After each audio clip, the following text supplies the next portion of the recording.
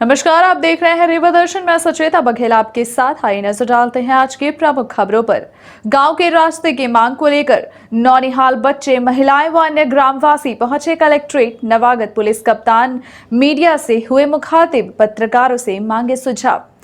State bank of India award staff employees union Bhopal circle को केंद्रीय समिति का त्रैमासिक निर्वाचन संपन्न। गांव में रास्ते की मांग को लेकर नौनिहाल बच्चे, महिलाएं व अन्य ग्रामवासी पहुंचे कलेक्ट्रेट। किया कलेक्ट्रेट कार्यालय के समक्ष धरना प्रदर्शन और गांव में सड़क निर्माण कराए जाने की मांग की है।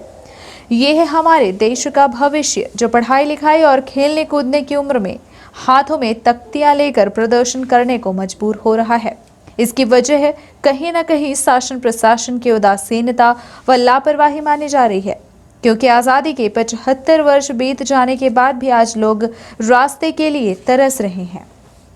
इसकी सबसे बड़ी वजह गांव के जमींदार हैं, जो आज भी गांव की गरीब व निरीह जनता को अपने गुलामी की जद में जकड़ कर रखना चाहते हैं। गांव के बड़े जमींदारों की सोच यह है कि अगर इन्हें सड़क से जोड़ दिया गया तो इनका दबाव कम हो जाएगा और फिर हम इन्हें अपने जूते की नोक पर नहीं घुमा पाएंगे।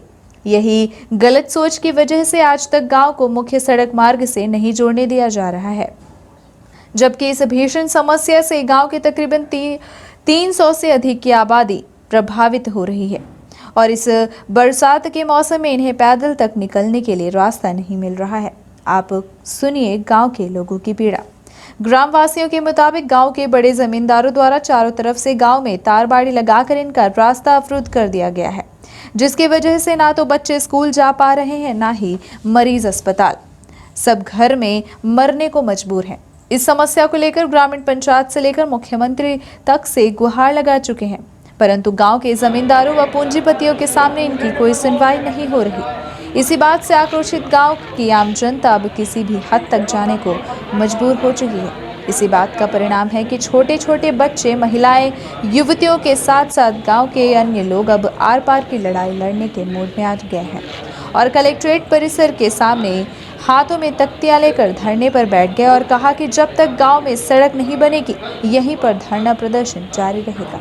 सर, हमारे गांव के लिए बहुत ही बड़ी समस्या, सरकारी रोड होने के बावजूद सर वहां कब्जा कर लिया गया है और रोड नहीं निकलने दे रहे हैं। बाकी रोड बनी हुई है सर, लेकिन थोड़ी सी कम से कम 10 फीट रोड रोकी गई है, बस हो गया। बाकी रोड बनी है, कोई दिक्कत नहीं है।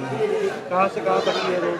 सर ये रोड मतलब समथिंग के लिए आए हैं। ग्राम पंचायत नदना उर्फ डिहिया, ग्राम खमहरिया से आए हैं हम लोग। हर वर्ग के निवासी वहाँ लोग रहते हैं, निवास करते हैं। जब से देश आज़ाद हुआ है तब से हमारे गांव में रास्ते की बहुत बड़ी प्रॉब्लम है। सरकार की जो कोई भी मूलभूत सुविधाएं हैं, हम लोगों को उसकी व्यवस्था नहीं हो पाती है। रास्ते की वजह से उसकी पूर्ति नहीं हो पाती है, हम लोगों को नहीं मिल पाती है व्यवस्था, जिससे हम लोगों को बहुत सारी कठिनाइयाँ होती है। जैसे मान लीजिए कि कोई दुर्घटना हो गई, कुछ हो गया, जननी एक्सप्रेस हो गई, 108 हो गया, हम लोगों की उसकी सुविधा रास्ते की वजह से नहीं मिल पाती है। इसलिए और बच्चों को स्कूल जाने में बहुत समस्या होती है। बच्चे पढ़ नहीं पा रहे हैं, उनका भविष्य बर्बाद हो रहा है। किसी को अगर स्वास्थ्य गड़बड़ हो गया तो उसको मुख्य मार्ग तक खटिया और खटोले में लेकर जाना पड़ता है। तो बहुत सारी ऐसी सुविधाएं हैं जो हम लोगों को नहीं मिल पा रही हैं सरकार द्वारा। घर मामा जी से, कलेक्टर साहब। क्या मुलाकात हुई अभी तक? अभी हम लोग 1-1.5 घंटे बैठे हैं, कंटिन्यू कोई मुलाकात नहीं हुई। किस तरीके की? जहाँ तक तो है तो ठीक है, दूसरे की है तो वहाँ पे पैक किए हम, बारी लगाए चारों तरफ से। हम लोग कहाँ जाए? हम लोग किसी कदर तो आ जाते, छोटे छोटे बच्चे हैं, बूढ़े हैं, बुजुर्ग हैं, उनको आने जाने में दिक्कत होती है। रास्ता एक भी नहीं? रास्ता एक भी नहीं है। बरसात में किस तरह की समस्या है? सबसे ज़्यादा तो वही दिक्कत है बरसात में, वैसे बिना। नवागत पुलिस कप्तान मीडिया से हुए रूबरू। गत सोमवार को रीवा जिले की कमान संभालने के बाद नवागत पुलिस कप्तान नवनीत भसीन द्वारा पत्रकारों से औपचारिक मुलाकात करने पुलिस कंट्रोल रूम में एक पत्रकार वार्ता आयोजित की गई और पत्रकारों से परिचय प्राप्त करते हुए अपनी प्राथमिकताएं बताई गई और जिले भर की तमाम समस्याओं एवं अन्य बातों को लेकर संवाद भी किया गया। इस दौरान इनके साथ एडिशनल एसपी शिव कुमार वर्मा सहित पुलिस के अन्य अधिकारी व पत्रकार पदभार ग्रहण करने के पश्चात दूसरे दिन यानी कि मंगलवार को पुलिस कंट्रोल रूम रीवा में नवागत कप्तान नवजीत भसीन द्वारा पत्रकारों से परिचय प्राप्त की गई है। पत्रकारों से परिचय प्राप्त करते हुए नवागत पुलिस अधीक्षक ने कहा है कि यहां पत्रकारों से मुलाकात करने के बाद ऐसा आभास हुआ कि रीवा की मीडिया के सहयोग से हम और हमारी पुलिस फोर्स लगातार बेहतर कार्य करेगी और उसमें पत्रकारों द्वारा भरपूर सहयोग भी मिलेगा। इसके अलावा पुलिस कप्तान ने कहा कि पत्रकारों के सुझाव सर्वोपरि हैं तथा पत्रकारों द्वारा दिए गए सुझावों पर विशेष अमल की जाएगी। साथ ही आगे भी समय समय पर पत्रकारों से सुझाव लिए जाएंगे। साथ ही पुलिस कप्तान ने यह भी कहा कि पुलिस व पत्रकार मिलकर ज्यादा से ज्यादा कार्य भी जिले में करेंगे ताकि कानून व्यवस्था को दुरुस्त रखा जाए और आम जनता का विश्वास भी कायम रखने की सफलता मिल सके। इसके बाद पुलिस कंट्रोल रूम में मौजूद पत्रकारों से जनसंवाद स्थापित किया गया और अपनी प्राथमिकताएं गिनाई। अंत में एसपी नवनीत भसीन द्वारा एक बार पुनः पत्रकारों को अपना परिचय देते हुए अपनी बात समाप्त की गई और बताया गया कि वे मध्य प्रदेश के ही रहने वाले हैं। उनकी पहली पोस्टिंग सीधी जिले में हुई थी। वहां से मुरैना, खंडवा, ग्वालियर समेत अन्य जगह अपनी सेवाएं देने के बाद उन्होंने कहा कि उनकी पोस्टिंग शासन द्वारा रीवा जिले में की गई है। कल ही मैंने यहाँ चार्ज लिया है और कल की व्यस्तताओं के बीच भी आप में से कई साथियों से परिचय हुआ था और परिचय के दौरान ही मुझे इस बात का अंदाज हो गया था कि आप लोग पर्याप्त रूप से यहाँ पर पुलिस के सहयोगी की भूमिका में हैं और आपके द्वारा दिए गए जितने भी महत्वपूर्ण सुझाव हैं उनके आधार पर हमें और अधिक कार्रवाई करने का मौका मिलेगा, अवसर मिलेगा और आप और हम मिलकर जितना अधिक आपसे हमारा इंटरेक्शन रहेगा, संवाद रहेगा, आपसे विश्वास रहेगा, आपके माध्यम से ही हम पब्लिक तक अपनी बात पहुंचा पाएंगे और आम जनता और पुलिस के बीच में गैप को कम कर पाएंगे। तो मेरा आप सभी लोगों से आग्रह है, आज सबसे पहले आप सभी लोगों से एक मेरा परिचय हो जाए। यहाँ तक लोग एक स्तर पे ये अपना बढ़ावा देंगे कि इन्वेस्टिगेशन में हम लोग इस प्रकार का इन्वेस्टिगेशन करें कि न्यायालय में अपराधी को किसी प्रकार की कोई संदेह का लाभ, किसी प्रकार का उसको छूट ना मिल पाए। क्योंकि जिस प्रकार हम बात कर रहे हैं कानून के भय की, तो उसमें सबसे एक प्रमुख तत्व होता है अपराधी को न्यायालय द्वारा सजा सुनाया जाना। तो जो आप बता रहे हैं ऐसे कुछ केसेस को हम लोग चिन्हित करते हैं, चिन्हित करने के बाद उसकी मॉनिटरिंग करते हैं, ना सिर्फ विवेचना के लिए अपितु न्यायालय में केस में सम्मन वारंट को समय पर तामील कराने के लिए, जिससे कि वहाँ भी विलम्ब ना हो। तो ऐसे केसेस की संख्या हम बढ़ा के उनको मॉनिटरिंग में रख के सोसाइटी को मैसेज देने के लिए उनमें सज़ा जल्दी कराने का प्रयास करेंगे। जो ऐसे पहले केस हो चुके हैं जिनमें इन्वेस्टिगेशन हो चुका है, अब न्यायालय में किसी कारण से हमारे सम्मन वारंट का तामील नहीं हुआ या मुलजिम नहीं आ रहा है, अन्य कोई कारण है, उसको फॉलोअप लेने वाला काम हम लोग, आज ही हमारी मुलाकात हुई थी, जो हमारी डीपीओ एडीपीओ की टीम है उनसे हमारा इस विषय में एक राउंड चर्चा हो गई है, उसको हम फॉलोअप करने का प्रयास हर हफ्ते करेंगे। सर, रीवा जैसे शहर में नशीली कप सिरप और गांजा एक बड़ी चुनौती है। इससे पहले भी इस नेटवर्क को ध्वस्त करने का काम किया गया, जो पहले यहाँ पे पुलिस करते हैं। उड़ीसा से खेप आती है, वो रूट डाइवर्ट करके आते हैं, पुलिस को लगातार चुनौती देते हैं और जितनी कार्यवाही होती है उसके बाद भी शहर में ये है कि आसानी से ये चीजें मिल जाती हैं, कोरेक्स भी मिल जाता है, गांजा भी मिल जाता है। कैसे काम करेंगे आप इस पे कि इन चीजों पे लगाम लग पाए? आप लोगों की इन्फॉर्मेशन पे काम करेंगे। आप लोगों से मैं शुरू से बता रहा हूँ कि जितना सूचना आप लोगों से मिलेगी उतना ही हम लोग उस पर अच्छी कार्रवाई कर पाएंगे। मैं एमपी का ही रहने वाला हूँ और मेरी पहली पदस्थापना एसपी के रूप में आपके विंध्य प्रदेश से ही मैंने शुरुआत की थी। सीधी जिले में मेरी पहली पोस्टिंग थी। उसके बाद मैं मुरैना, भिंड, खंडवा, ग्वालियर जिलों में अपनी सेवाएं दे चुका हूँ और मुझे वर्तमान में शासन ने रीवा जिले में ड्यूटी हेतु भेजा है। तो पुनः मैं आप सबसे सहयोग की आशा के साथ में अपनी बात समाप्त करूंगा। और state bank of India award staff employees union Bhopal circle की केंद्रीय समिति का त्रैमासिक निर्वाचन संपन्न। स्टेट बैंक मुख्य शाखा में निर्वाचित पदाधिकारियों को सम्मानित किया गया है। निर्वाचन की प्रक्रिया 2021 में घोषित कार्यक्रम के तहत पूरे मध्य प्रदेश एवं छत्तीसगढ़ में निर्विरोध संपन्न हुई है। ऐसा माना जा रहा है कि चौथी बार यह इतिहास रचा गया है जब निर्विरोध निर्वाचन किया गया।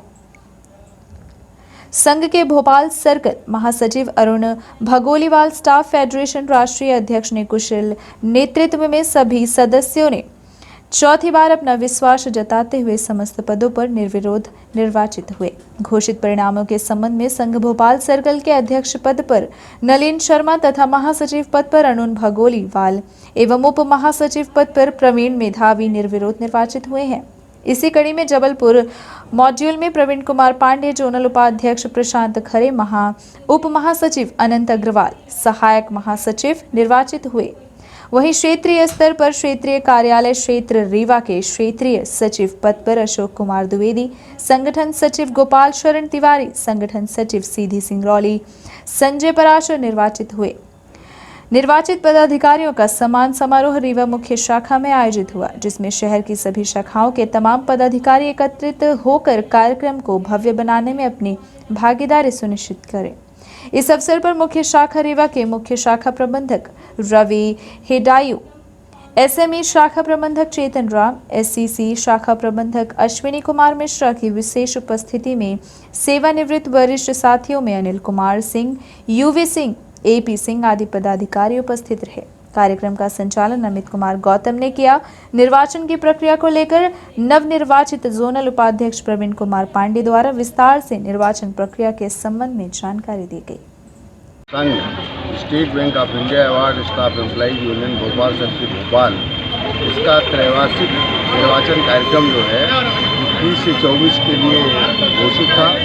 उसकी निर्वाचन प्रक्रिया पूरी हुई और उस निर्वाचन प्रक्रिया में हमारे महासचिव अरुण भगोलीवाल, जो कि फेडरेशन के राष्ट्रीय अध्यक्ष भी हैं, उनके कुशल नेतृत्व में अपना ये जो है निर्वाचन कार्यक्रम संपन्न हुआ और चौथी बार पूरे मध्य प्रदेश और छत्तीसगढ़ में निर्विरोध निर्वाचन की प्रक्रिया संपन्न हुई।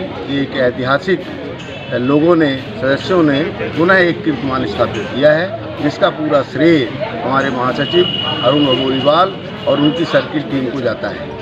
उस कार्यक्रम में संघ के सर्किल अध्यक्ष नलिन शर्मा जी चुने गए, उप महासचिव मुख्यालय प्रवीण मेघानी जी, आंचलिक स्तर पर हमारे जोनल उपाध्यक्ष का दायित्व लोगों ने मुझे प्रवीण पांडे को सौंपा है और हमारे उप महासचिव पूरे जबलपुर मॉड्यूल के प्रशांत खरे जी और अपने स्थानीय स्तर पर क्षेत्रीय कार्यालय क्षेत्र 6 के क्षेत्रीय सचिव भाई अशोक द्विवेदी जी निर्वाचित हुए हैं और अपने रीवा जिले के संगठन सचिव के रूप में भाई गोपाल शरण तिवारी जी निर्वाचित हुए हैं। हमारा एक और जिला है सीधी और सिंगरौली, जिसके संगठन सचिव उन दोनों जिलों के संजय पारस्कर जी बने हैं। इस तरह पूरी जो प्रक्रिया है अपने निर्वाचन की, वो निर्विरोध पूरे जोश के साथ, नए कीर्तिमान के साथ पुनः स्थापित हुई है।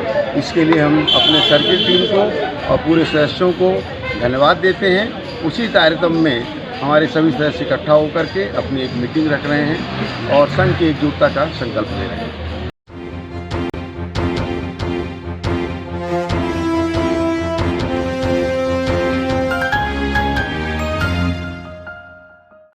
अल्प वर्षा के कारण जिले भर के किसानों के सामने संकट। पूर्व मऊगंज विधायक सुखेंद्र सिंह बन्ना ने Rewa collector doctor Ilaiya Raja T को ज्ञापन सौंपते हुए किसानों के प्रति चिंता जताई है और मांग की गई है कि तत्काल राजस्व विभाग को मौके पर भेजकर फसलों का भौतिक सत्यापन कराया जाए। पूर्व विधायक श्री बन्ना ने जिले को सूखाग्रस्त घोषित करने सहित अन्य 5 बिंदुओं पर जिला कलेक्टर महोदय का ध्यान आकृष्ट कराया है। ज्ञापन के माध्यम से पूर्व विधायक ने मांग की है कि कांग्रेस शासनकाल में संचालित गौशालाओं को उपेक्षित किया जा रहा है और उन पर पशुओं को भी नहीं रखा जा रहा है, जिसके चलते जहां आवारा पशुओं का सड़कों पर झुंड देखा जाता है, वहीं आवारा पशु किसानों को भी नुकसान पहुंचा रहे हैं। इसी तरह से उन्होंने विद्युत विभाग की घोर अव्यवस्था पर भी ध्यान आकृष्ट कराया, जिसकी वजह से भी किसानों को अनेकों समस्याएं झेलनी पड़ रही हैं। इसके साथ ही श्री बन्ना ने विगत कुछ दिन पूर्व कलेक्ट्रेट कार्यालय में ज्ञापन सौंपने आए युवाओं पर लगाए गए मुकदमे को वापस किए जाने समेत संजय गांधी अस्पताल की दुर्दशा पर भी जिलाधीश का ध्यान आकृष्ट कराया, जिसमें अस्पताल की लिफ्ट में नरकंकाल मिलना इस बात का सबसे बड़ा सबूत है। आप खुद सुनिए ज्ञापन सौंपने आए कांग्रेस नेता ने क्या कहा। की भयावह स्थिति है, बारिश नहीं हो रही है, बिजली की स्थिति बिल्कुल चरमरा गई है। जहां शिवराज सिंह डंका पीटते थे, बाहर बिजली बेच रहे हैं, किसान परेशान हैं, तड़फड़ा रहे हैं। उधर गौशाला, जब हमारे मुख्यमंत्री कमलनाथ जी थे तो गौशालाओं का निर्माण हुआ, सारी गौशालाएँ खाली पड़ी हैं जो बनी थी, मवेशी फसलों में है। इन सब तमाम मुद्दों को लेकर के युवा बेरोजगारों के ऊपर अपराध दर्ज कराए गए सारे मुद्दों को लेकर के आज रीवा कलेक्टर को हमने ज्ञापन दिया और कहा उनसे कि आप रीवा जिले को सूखाग्रस्त घोषित करो। दूसरी बात, जो बिजली कटौती चल रही है, अगर पानी नहीं गिर रहा है, हमें सिंचाई की भी ज़रूरत है, उधर बिजली नहीं मिल पा रही है। इन सब मुद्दों पर उनसे आज बेहतर चर्चा हुई है और जो आज भयावह स्थिति है उससे इन सब बातों को पूछने के लिए हम लोग आए थे। ऊर्जा मंत्री रीवा आए थे, उन्होंने 24 घंटे गाँव में बिजली देने का वादा किया। ऊर्जा मंत्री तो अभी ऊर्जा मंत्री बने, उनके बारे में मुझे मालूम है, वो मेरे साथ विधायक रहे, वो क्या बिजली देंगे क्या नहीं देंगे।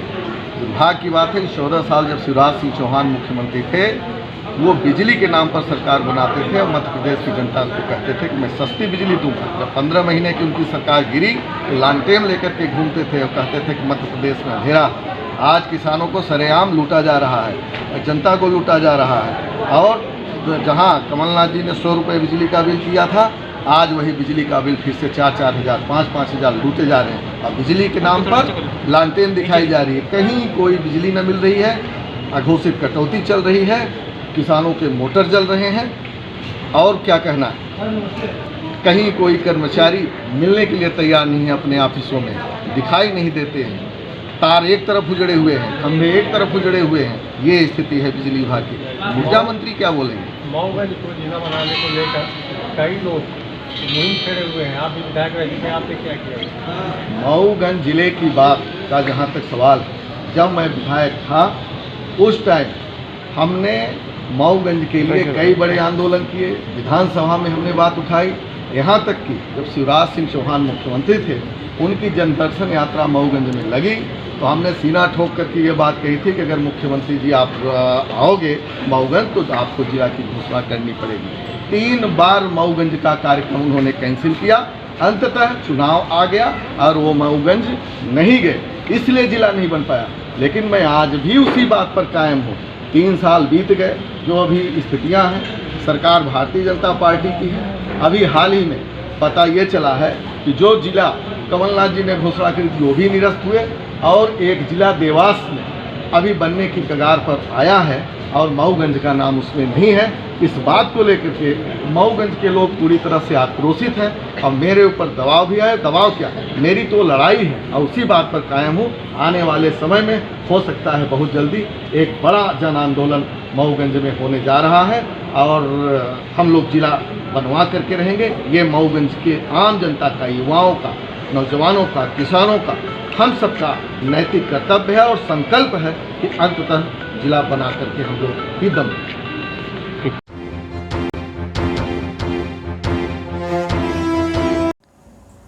मारपीट की फरियाद लेकर महिला पहुंची एसपी कार्यालय। मामला गत दिवस का है, जहां गढ़ थाना क्षेत्र अंतर्गत ग्राम केवटी में जमीनी विवाद को लेकर 2 गुटों का विवाद चल रहा था, जिसमें दूसरे पक्ष के सरहंगों ने महिला के साथ मारपीट करते हुए उसे लहूलुहान कर दिया। इस बात की फरियाद लेकर महिला जिला मुख्यालय पहुंची और पुलिस कप्तान से अपनी फरियाद सुनाई। शिकायत लेकर एसपी कार्यालय पहुंची ममता यादव ने जानकारी दी है कि उसके परिवार वालों से जमीनी विवाद चल रहा है। इसी बात को लेकर परिवार के ही कुछ सरहंगों द्वारा उसके साथ जमकर मारपीट कर दी गई है। इस घटना में पुलिस ने मामला भी दर्ज कर लिया है, जिसमें राजकुमारी यादव, सोनू यादव समेत अन्य लोग शामिल हैं। वहीं महिला का कहना है कि आरोपियों को पुलिस तत्काल गिरफ्तार करे। हम ये लेके आए हैं कि हमको हमको मारे हैं, हमारी सुनाई कुछ नहीं हुई। कौन मारा है? हमको सोनू यादव मारे, 4 लेडीज मारी। कौन से थाना क्षेत्र की घटना है? थानागढ़ थाना है। गांव के होती कुछ आपका जमीनी विवाद था उनसे? विवाद मेरा उससे जौन मारा उससे नहीं है, राम कृपाल से है। तो कुछ उसने गाली गलौज आपके साथ किया या डायरेक्ट आके मारने लगा? नहीं, सोनू यादव। हाँ तो बताइए। और 4 उसके साथ में लेडीज। हाँ पीछे तो किस वजह से आपके साथ मारपीट किया? आप उसके द्वार से निकली तो बस हो गया, मारने लगा? जो हम निकाले उसके द्वारे से। अरे यार बताइए। सुनिए हमारी बात, जब हम यहाँ से निकले अपने घर से तो वो बोला कि जाओ तुम्हारा कॉल आ जा गया है। तो हम नहीं समझे, हम चले गए। जौन मारा उसके द्वारे में जब पहुँचे एक लड़की लिए थे साथ में, हम उसी को मारने लगे तो हम बोले नहीं, हम उसके साथ चले गए थे। ऐसे मारने लगे फिर 4 लोग हमारे लाठी तड़कर चलाने लगे, 4 लेडीज। उसके बाद जो है तो जींस आया एक लड़का हमारे कपड़े में लाठी। मतलब आपको लगता है कि वो जिससे आपका जमीनी का विवाद है उसने मारपीट करवाया? ऐसा बोला। 10 हाथ। घर से लापता हुई 16 वर्षीय नाबालिग किशोरी की तलाश में दर दर भटकते परिजन पहुंचे एसपी कार्यालय। मामला रीवा जिले के गोविंदगढ़ थाना क्षेत्र अंतर्गत का है, जहां विगत 20 जुलाई की सुबह घर से स्कूल जाने को कहकर निकली युवती दोबारा घर वापस नहीं लौटी, जिसके बाद परिजनों द्वारा उसकी तलाश की गई, लेकिन किशोरी का कहीं पता नहीं चला। इस बात की शिकायत युवती के परिजनों द्वारा 25 जुलाई को की गई। गुमशुदगी थाने में दर्ज कराए हुए 1 माह से अधिक का समय बीत गया है, बावजूद इसके अभी तक युवती का कहीं पता नहीं चल पाया। इस बात से परेशान परिजन एसपी कार्यालय पहुंचे व गुमशुदा बेटी की तलाश किए जाने की मांग की है। परिजनों के मुताबिक युवती देर शाम 4 बजे तक घर नहीं पहुंची तो युवती के मोबाइल पर पिता ने बात की। उसके द्वारा बताया गया कि वह अपनी मौसी के घर आ गई है, लेकिन जब युवती के पिता मौसी के घर पहुंचे तो वह यह जानकर दंग रह गए कि किशोरी मौसी के घर नहीं बल्कि कहीं और चली गई है। जिसके बाद परिजनों ने आस पड़ोस एवं अन्य रिश्तेदारों के यहाँ उसकी तलाश की, लेकिन कहीं पता नहीं चला। जिसके बाद थाने में गुमशुदगी की शिकायत दर्ज कराई गई। परिजनों के मुताबिक युवती की ऊंचाई 5 फीट है तथा रंग गोरा एवं एक गहरा बदन तथा चेहरा लंबा बताया जाता है, जो नीले रंग का सूट पहने हुए है और गुलाबी दुपट्टा ली है। परिजनों का आरोप है कि उनकी बेटी को किसी ने बहला फुसलाकर उसका अपहरण कर लिया है। इधर गोविंदगढ़ थाने में नहीं हो रही है, मैं आवेदन लेके आया हूँ एसपी साहब के पास। क्या घटना की शिकायत लेके आए हैं? मेरी लड़की गुम हो गई है 20 तारीख को। कौन सी 20 तारीख? 20 जुलाई को। कहाँ से गायब हुई थी? घर से स्कूल जाने के लिए। मैं आज एसपी कार्यालय से आया हूँ कि हमारे रिश्ते में जीजा हैं, हमारी भांजी ये खुशबू जो है और वो अंजलि और खुशबू जिसका नाम है, गोविंदगढ़ थाने में इनकी गुमशुदगी की रिपोर्ट जो है तो 25 तारीख को की गई थी और 20 तारीख को ये स्कूल आई तो घर नहीं पहुँची। कौन सी 20 तारीख? 20 जुलाई को, है ना, जिसके कारण फिर ये जो है तो गोविंदगढ़ थाने में रिपोर्ट की। तो स्कूल से उसका कुछ पता नहीं? हाँ, पता नहीं चला। 1-2-4 दिन आदमी इधर से उधर रिश्तेदारी वगैरह में ढूंढा, जिसके बाद पता नहीं चला। गोविंदगढ़ थाना गए, गोविंदगढ़ थाने में रिपोर्ट कराए, पुलिस वाले वो जो साइबर क्राइम द्वारा वो निकाला गया।